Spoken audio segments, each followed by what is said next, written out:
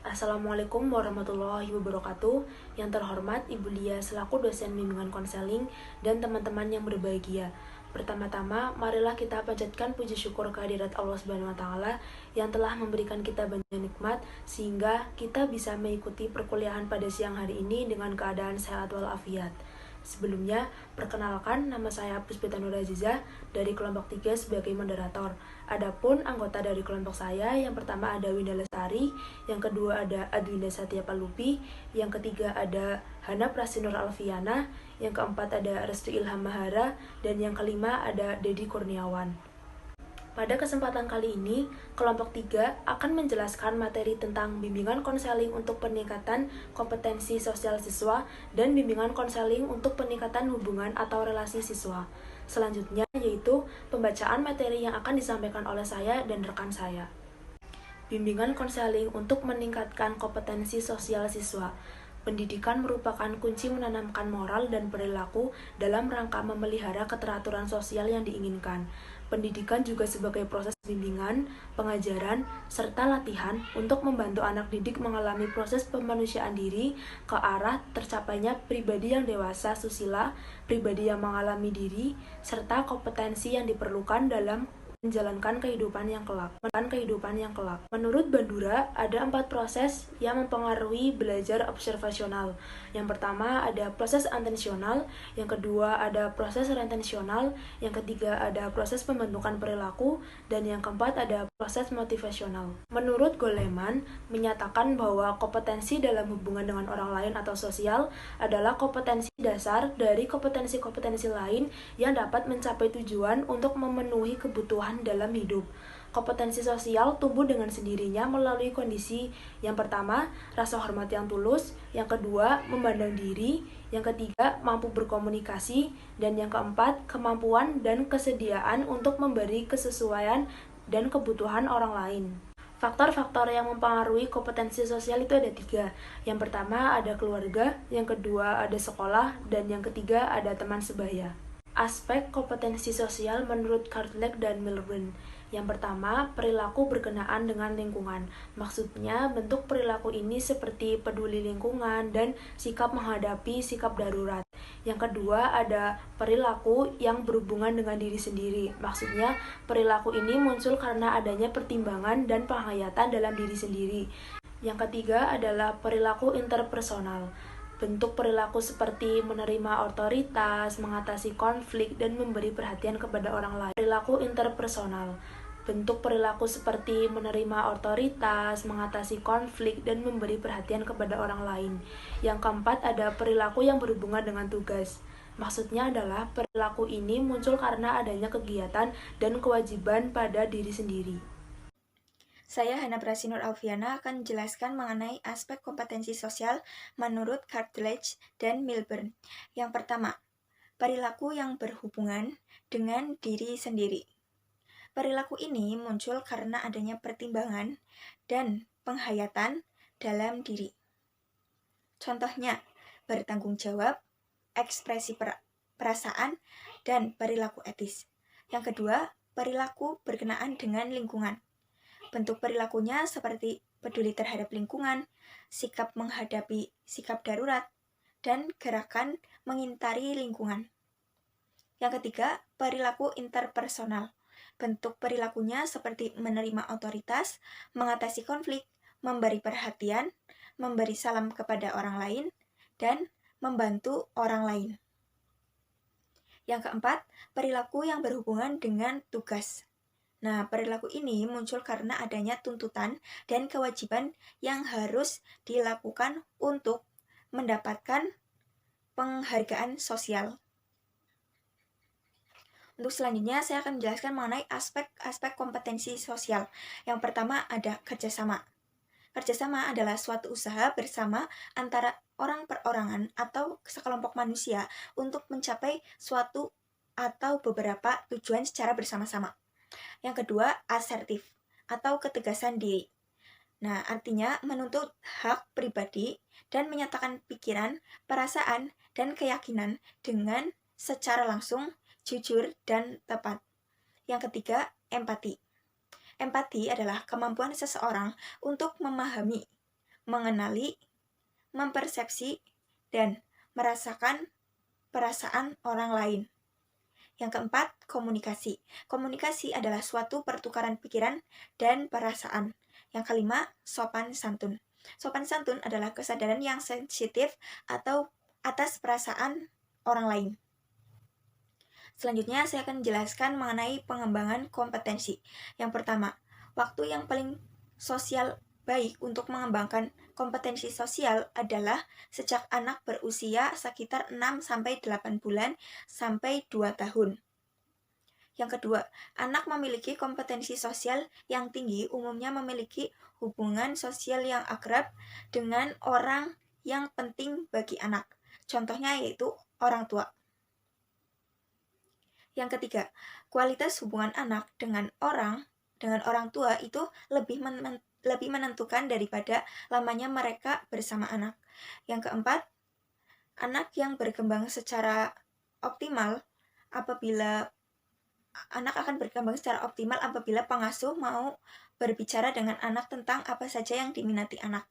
Yang kelima, berbicara dengan secara oral akan jauh lebih efektif dalam pengembangan bahas, sosial, dan intelektual anak daripada apabila anak memperoleh rangsangan bicara dari televisi, radio, atau melalui pembicaraan antara beberapa orang tua.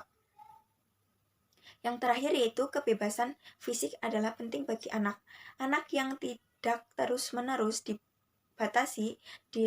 dibatasi ruang geraknya akan lebih baik perkembangannya. Perkembangan sosial remaja. Yang pertama, karakteristik remaja meliputi perkembangan fisik, perkembangan kognitif, perkembangan emosi, perkembangan sosial, perkembangan moral, perkembangan kepribadian, dan perkembangan kesadaran beragama. Yang kedua, tugas-tugas perkembangan remaja. Tujuan dari tugas perkembangan remaja adalah sebagai petunjuk bagi remaja untuk mengetahui apa yang diharapkan masyarakat dari remaja pada usianya. Yang ketiga, problema masa remaja. Problema berkaitan dengan perkembangan fisik dan motorik.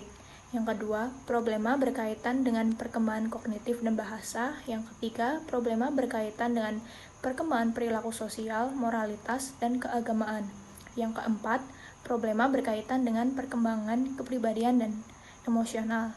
Yang terakhir, perkembangan emosi pada remaja. Kompetensi emosional yang penting untuk dikembangkan yaitu yang pertama mengetahui bahwa ekspresi emosi memainkan peranan penting dalam suatu hubungan. Yang kedua, menyesuaikan dalam menghadapi emosi negatif dengan menggunakan strategi manajemen diri. Yang ketiga, memahami bahwa emosi dalam diri tidak sesuai dengan ekspresi dari luar. Yang keempat, memperhatikan kondisi emosi seseorang tanpa merasa terbebani. Dan yang terakhir, lebih cermat melihat emosi pada diri orang lain. Program bimbingan konseling budaya. Layanan konseling multibudaya adalah suatu layanan yang berupa relasi antar konselor dan konseling yang dalam proses bantuan yang terintegrasi antara identitas budaya dalam proses konseling yang mengacu pada derajat seseorang individu, termasuk di dalamnya ras, etnis, jenis kelamin, identitas seksual, status sosial ekonomi, keterbatasan, usia, dan kerohanian. Tujuan bimbingan konseling untuk meningkatkan kompetensi siswa. Yang pertama, merencanakan kegiatan penyelesaian studi, perkembangan karir, serta kehidupannya di masa yang akan datang. Yang kedua, mengembangkan seluruh potensi dan kekuatan yang dimilikinya seoptimal mungkin. Yang ketiga, menyesuaikan diri dengan lingkungan pendidikan, lingkungan masyarakat, serta lingkungan kerjanya. Yang keempat, mengatasi hambatan dan kesulitan yang dihadapinya dalam studi, penyelesaian dengan lingkungan pendidikan, masyarakat, maupun lingkungan kerja.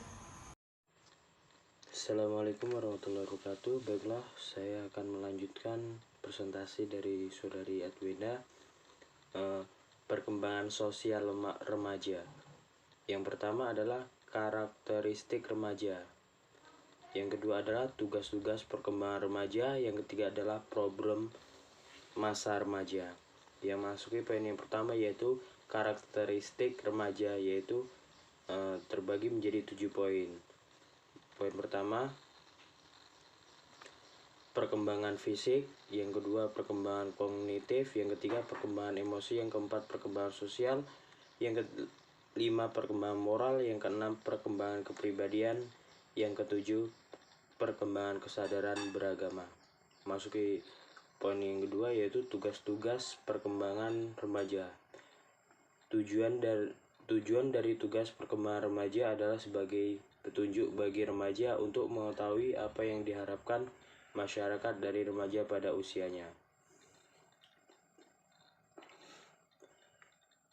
Problem masa remaja memiliki 4 poin. Yang pertama adalah problem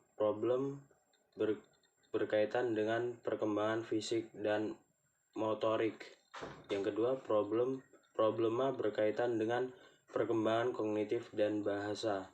Yang ketiga, problema berkaitan dengan perkembangan perilaku sosial, moralitas, dan keagamaan. Yang keempat adalah problema kegiatan dengan perkembangan kepribadian dan emosional. Selanjutnya adalah masih perkembangan soal remaja. Yang keempat, perkembangan emosi masa remaja. Kompetisi emosional yang penting untuk dikembangkan terbagi menjadi 2 jenis, yaitu mengetahui bahwa ekspresi emosi memainkan peran penting dalam hubungan. Yang kedua adalah menyesuaikan dalam menghadapi emosi negatif dengan menggunakan strategi manajemen diri. Yang keempat, perkembangan emosi masa remaja. Yang ketiga, memahami bahwa emosi dalam diri tidak sesuai dengan ekspresi dari luar. Yang keempat adalah memperhatikan kondisi emosi seorang tanpa merasa terbebani. Yang kelima adalah lebih cermat melihat emosi pada diri orang lain. Selanjutnya adalah program bimbingan konseling multibudaya.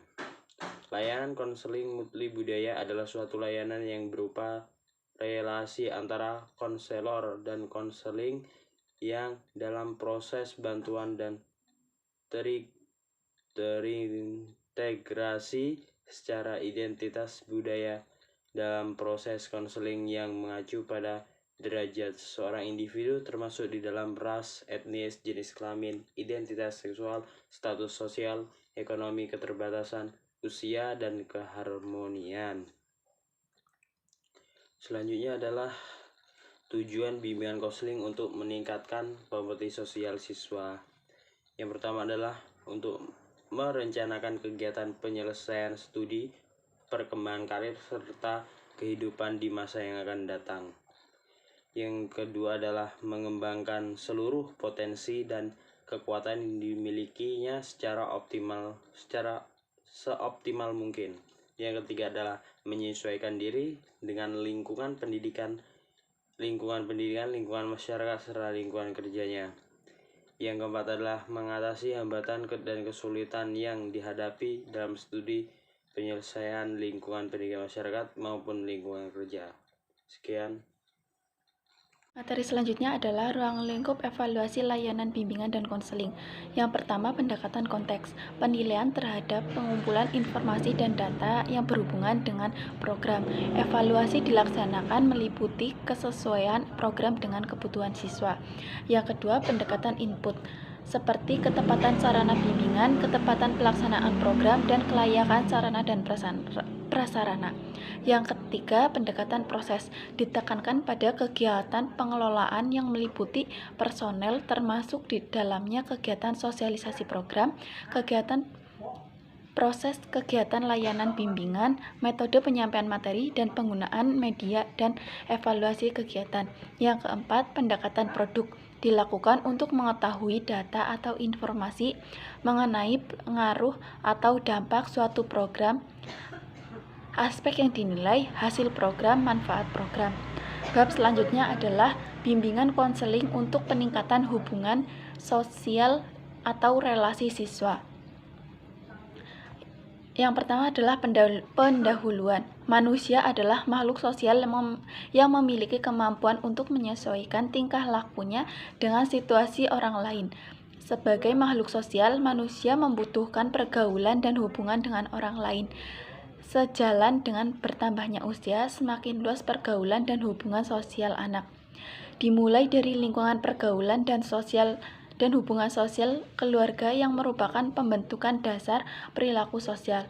Dalam lingkungan sosial dengan teman seusianya, anak tidak saja bermain, tetapi saling mengungkapkan perasaan, emosi, dan cita-citanya. Selanjutnya, anak memasuki lingkungan sosial.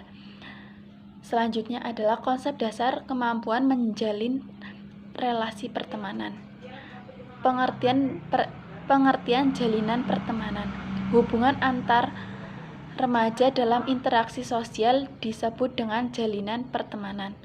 Jalinan pertemanan merupakan awal dari jalinan persahabatan.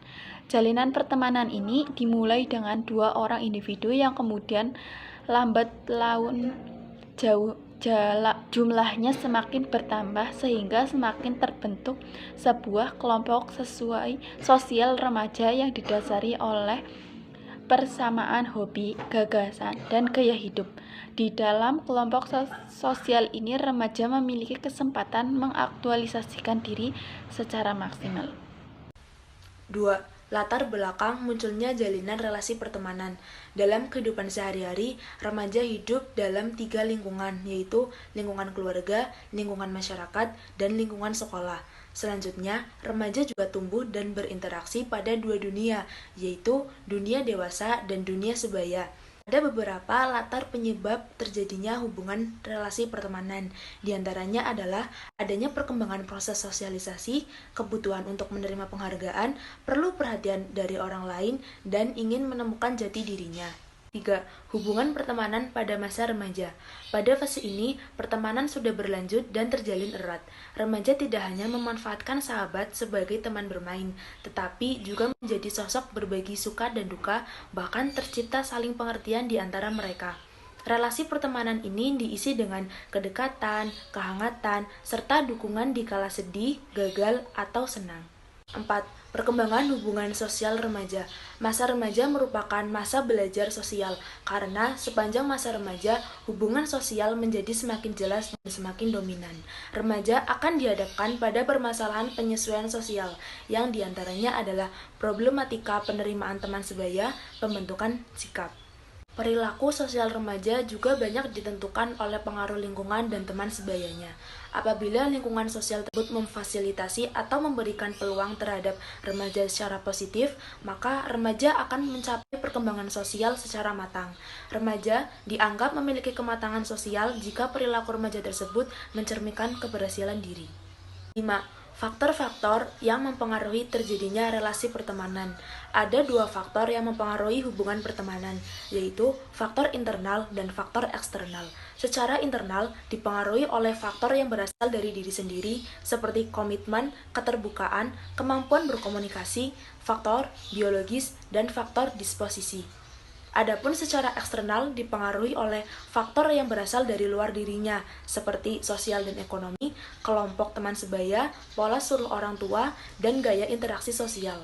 Faktor-faktor tersebut memberikan pengaruh secara langsung terhadap kemudahan maupun kesulitan bagi remaja. 6. Fungsi relasi pertemanan pada masa remaja. A. Menambah fungsi persahabatan. B. Mendapat mendorong eksplorasi dan menambah pengetahuan. C. Memberikan kesempatan kepada individu untuk regulasi pengendalian emosi. D. Berkontribusi untuk pengembangan kemampuan kognitif. E. Melindungi diri dari depresi dan kecemasan. F. Membuat seseorang menjadi gembira. 7. Strategi mengembangkan relasi pertemanan. A. Memberi pujian atau penghargaan untuk meningkatkan perasaan senang bagi partner interaksi.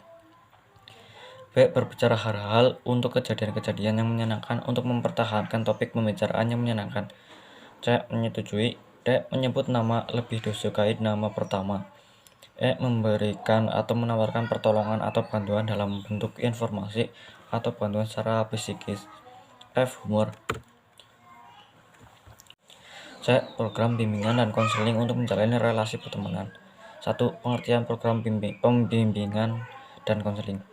Perkembangan keberadaan bimbingan dan konseling dalam proses pendidikan telah menjadi bagian integral yang berperan untuk memfasilitasi individu mengembangkan potensi yang dimilikinya. Program bimbingan dan konseling perkembangan disusun untuk memfasilitasi seluruh aspek perkembangan siswa. 2. Program bimbingan pribadi sosial.